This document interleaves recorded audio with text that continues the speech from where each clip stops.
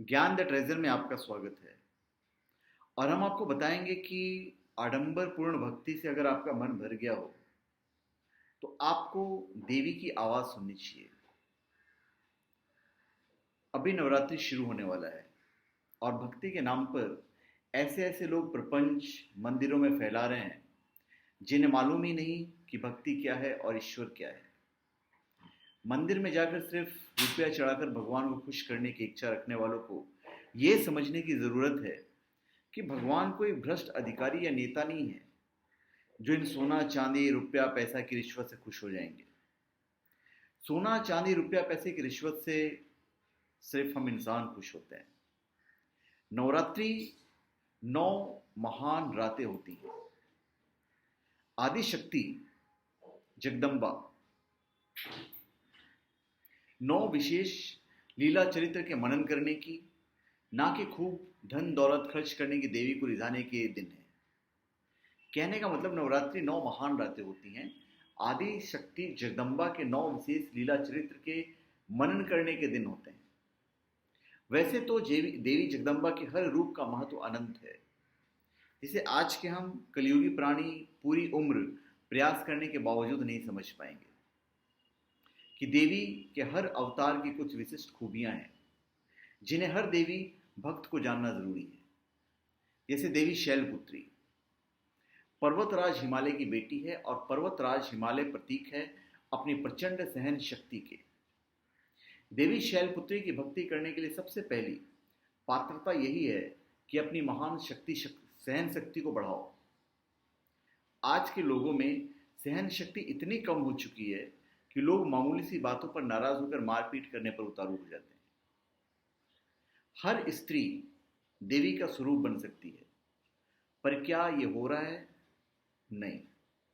एक दिन काम करने वाली नौकरानी घर ना आए तो घर में कोई सुख सुविधा का सामान घट जाए तो बहुत सी पत्नियां ऐसी हैं जिन्हें इतना ज्यादा गुस्सा आने लगता है कि बात बात पर अपने पति के घर पति को और अन्य सदस्यों से बेवजह झगड़ा कर बात की बतंगड़ बना देती है, जिससे ऐसा भी देखा जाता है कि पति व घर के अन्य सदस्य खिन्न होकर कुछ देर शांति पाने के लिए घर से बाहर निकल जाते हैं। ऐसी असहनशील स्त्रियां और पुरुष अगर नवरात्रि के पहले दिन देवी शैलपुत्री की पूजा करें तो क्या देवी शैलपुत्री उन पर थोड़ा सा खुश हो सकेंगी? नवरात्रि के दूसरे दिन देवी ब्रह्मचारिणी की पूजा होती है और उनकी पूजा करने वालों की भीड़ में ऐसे लोग भी पहुंचते हैं जिनका हिसाब यही रहता है कि जहां देखी नारी वहीं आंख मारी। देवी ब्रह्मचारिणी कौन है यह बहुत से लोगों को पता ही नहीं। देवी ब्रह्मचारिणी वही सती नारी हैं जिन्होंने 3000 सालों तक भूखे रहकर अखंड ब्रह्मचर्य का पालन किया था। अतः ऐसे कुटिल मानसिकता वाले पुरुष जो मन ही मन हमेशा पराई स्त्रियों के लिए गंदा भाव रखते हैं, वो इतनी पवित्र देवी की पूजा करने मंदिर जाते हैं तो क्या देवी उनको देखकर खुश होंगी? व्यभिचार के मामले में इस कलयुग में कुछ स्त्रियां भी मर्दों से ज्यादा पीछे नहीं रहेगी। पुरुषों के वीआईपी रिस्पॉन्स पाने के लिए कुछ लड़कियां छोटे अश्लील भड़काऊ कपड़े पहनकर घर से बाहर निकलती हैं, पर उनके द्वारा सम्मान पाने का यह शॉर्टकट कभी भी उन पर भारी पड़ सकता है, क्योंकि जब किसी शरीफ से दिखने वाले आदमी के अंदर का राक्षस भड़क जाए यह कोई नहीं जान सकता है। और कई बार तो रक्षक ही बच्चक बन जाते हैं। मसलन अखबारों में ऐसी वारदातें आप पढ़ते ही होंगे। किसी सिक्योरिटी गार्ड, किसी पुलिसकर्मी या किसी नेता आदि ने महिलाओं से सार्वजनिक भीड़ भाड़ वाले स्थान तक पर भी गलत काम करने की कोशिश की। किसी महिला के साथ कोई अभद्र काम हो जाए तो उसे उस सदमे से उबरने में कई साल लग जाते हैं। या कोई महिला किसी शरीफ आदमी पर फर्जी छेड़छाड़ का आरोप लगाकर उसे बदनाम कर दे तो उस आदमी को भी बचने में या उस सदमे से बाहर निकलने में कई साल लग जाते हैं। ये अश्लीलता के माहौल दुधारी तलवार की तरह होती है, जो अश्लीलता फैलाने वाले और अश्लीलता झेलने वाले दोनों लोगों को देर सवेर घायल जरूर कर देता है। कुछ मूर्ख लोगों का कहना है कि इतने बड़े देश में अगर एक दो महिलाओं के साथ कोई अशोभनीय काम हो जाता है तो इसमें कौन सी बड़ी बात है। उन्हें यह नहीं पता कि सिर्फ एक दो महिलाओं के साथ यह अशोभनीय काम नहीं हो रहा है। बल्कि वास्तविक सच्चाई का आंकड़ा इससे कई गुना ज़्यादा भयानक है, क्योंकि आज भी ऐसी घटनाओं के शिकार ज़्यादातर महिलाएं पुराने संकुची मानसिकता के तहत किसी भी किस्म के बदनामी से बचने के लिए अपने साथ हुए गलत काम को चुपचाप सह जाती है और उसकी कोई भी पुलिस कंप्लेन नहीं करती, जिससे बात मीडिया मतलब अखबार या न्यूज़ चैनल तक नहीं पहुंच पाती है। भारतीय समाज में लोगों की मानसिकता बदलने की ज़रूरत है, जिससे गलत हरकतों की शिकार महिलाएं ज़्यादा साहस से दुष्टों को सज़ा दिलाने के लिए कदम उठा सके और पुलिस की सहायता लेने से बिल्कुल हिचके नहीं। आज का मीडिया भी पीड़ित महिला की आइडेंटिटी गुप्त रखने में बहुत मदद करता है। वैसी जो पुरानी कहावत है कि अपनी इज्जत अपने हाथ, काफ़ी हद तक सही है, क्योंकि हर स्त्री की एक लक्ष्मण रेखा होती है और लक्ष्मण रेखा पार करने की गलती करने पर तो श्री राम जैसे परम ताकतवर शख्स की पत्नी सीता जी का भी अपहरण हो गया था।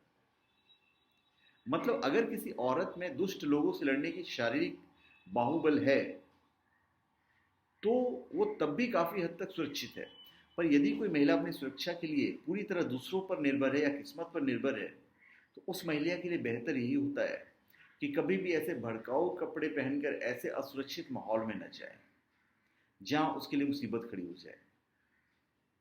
नवरात्रि के तीसरे दिन चंद्रघंटा की पूजा होती है। वैसे तो श्री चंद्रघंटा का चरित्र परम रहस्यमय है, पर सरल भाषा में समझें तो चंद्र अर्थात मन के नियंत्रण से परम तत्व की खोज का सतत प्रयास करना। मतलब रोटी, मकान और बच्चों की चिंता तो मानवों को छोड़ अन्य सभी लाखों किस्म के जानवर भी करते हैं, पर मानव ही वो जीव है जो इन सभी चिंताओं से परे परम दुर्लभ उपलब्धि मोक्ष के लिए प्रयास कर सकता है, और उसे करना भी चाहिए।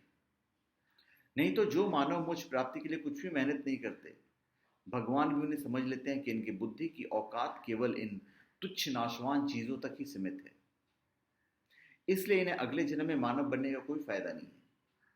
अतः इन्हें अगले जन्म में लाखों जानवरों में से किसी जानवर योनि में जन्म दे देना ही बेहतर है। नवरात्रि के चौथे दिन मां कुष्मांडा की आराधना होती है। मां कुष्मांडा अपने गर्भ में पूरे जगत को धारण करती है और पालती है। ऐसी महान भाव आज की डेट में कितने आदमी औरतों में बचा है। आजकल लोग बातें करते हैं सिर्फ पर्सनैलिटी सेटिस्फैक्शन की। पर्सनल सेटिस्फैक्शन की बातें करने वाले स्वार्थी लोग अगर कभी बहुत ज़्यादा दयालु होते भी हैं तो ये पर्सनल से ऊपर उठकर सिर्फ अपनी फैमिली सेटिस्फैक्शन तक ही सोच पाते हैं, पर इनसे उम्मीद करना ही व्यर्थ है कि फैमिली से भी ऊपर उठकर पूरी दुनिया की सेटिस्फैक्शन के लिए कुछ सोचें और करें। नवरात्रि के 5वें दिन स्कंद माता की आराधना होती है। श्री स्कंद इतने महान पराक्रमी और दयालु हैं कि उन्होंने कई बार इस पृथ्वी को भीषण आपदाओं से बचाया है। श्री स्कंद ऐसे महान काम कर पाए क्योंकि उन्हें ऐसे काम करने की दुर्लभ प्रशिक्षण उनके परम ममतामयी और बेहद मेहनती मां पार्वती ने दिया था। जो महिलाएं अपने परिवार की अनिवार्य आर्थिक आवश्यकताएं पूरा करने के लिए बाहर जाकर जॉब करती हैं, उनकी मेहनत भी उन महिलाओं की ही तरह सराहनीय और प्रशंसनीय है जो घर में रहकर घर को इतना बढ़िया संभालती है कि घर ही स्वर्ग लगने लगता है। पर अक्सर ये देखने को मिलता है कि आजकल की अधिकांश पढ़ी लिखी घरेलू महिलाएं इस कदर आलसी हो चुकी हैं कि सिर्फ गप्पे मारने के अलावा उनके पास कोई ज़रूरी काम नहीं रह जाता है। यहाँ तक कि उनके बच्चे भी नौकरानियों के भरोसे पल रहे हैं। प्रतिदिन कई बार ऐसे मौके आते हैं जब ऐसी माएँ अपने बच्चों और पति के लिए कुछ काम खुद करने के बजाय नौकरानियों के करवाती हैं। ये माएँ साफ साफ उन मौक़ों को ये सोचकर अवॉइड कर देती है कि जब नौकरानी ये काम कर सकती हैं तो उन्हें क्या ज़रूरत है करने की, पर उन्हें यह नहीं मालूम कि उन्हें इन्हीं कामचोर और झूठे व्यवहार की वजह से उनके लड़के और पति भविष्य में उनसे परायों की तरह व्यवहार करेंगे। नवरात्रि के छठे दिन कात्यायनी मां की पूजा होती है। कात्यायन यानी कि अति त्यागी, सत्यवादी, तपस्वी, परोपकारी ऋषि के घर में मां दुर्गा कात्यायनी नाम से प्रकट हुई। देवी का यह चरित्र यही बयान करता है कि अगर व्यक्ति महानता वाले गुण को लंबे समय तक निभाए तो स्वयं ईश्वर भी उसके घर पुत्र या पुत्री के रूप में जन्म लेकर उसे अथाह सुख और अमरता प्रदान कर सकती है। नवरात्रि के 7वें दिन महामाया कालरात्रि की पूजा होती है। देवी कालरात्रि का रूप अति भयानक है और इनका काम बेहद हिंसक और क्रूर है। प्रलय काल में जब तत्व अर्थात पाप का महासाम्राज्य स्थापित हो जाता है, तब जगदम्बा कालरात्रि के रूप में धरकर सब निगल जाती है। ठीक यही संदेश ये अपने भक्तों को भी देती है कि जब दुष्ट लोग सज्जन आदमियों की शराफत को उनकी कमजोरी समझने लगें, तो सज्जन भी सत्य और न्याय की पुनः स्थापना के लिए अहिंसा का मार्ग छोड़ दें और दंड का मार्ग अपना लें। नवरात्रि के 8वें दिन महागौरी की पूजा होती है। देवी गौरी मुख्यतः प्रसिद्ध है जीवन साथी का सुख प्रदान करने के लिए, पर जीवन साथी की लंबी उम्र, प्रसन्नता जैसी बातें आजकल के बहुत से पुरुष और महिलाओं के लिए विशेष मायने नहीं रखती। इस कलयुग में जहां वाकई में ऐसे नपुंसक पुरुष हैं जो दहेज के लिए अपनी पत्नियों को प्रताड़ित करते हैं, वहीं ऐसे पापी महिलाएं भी हैं जो अपने सज्जन पति और निर्दोष ससुराल वालों पर फर्जी दहेज प्रताड़ना का मुकदमा लगाकर जेल भिजवाकर जिंदगी भर के लिए उन्हें अपमानित कर देती है।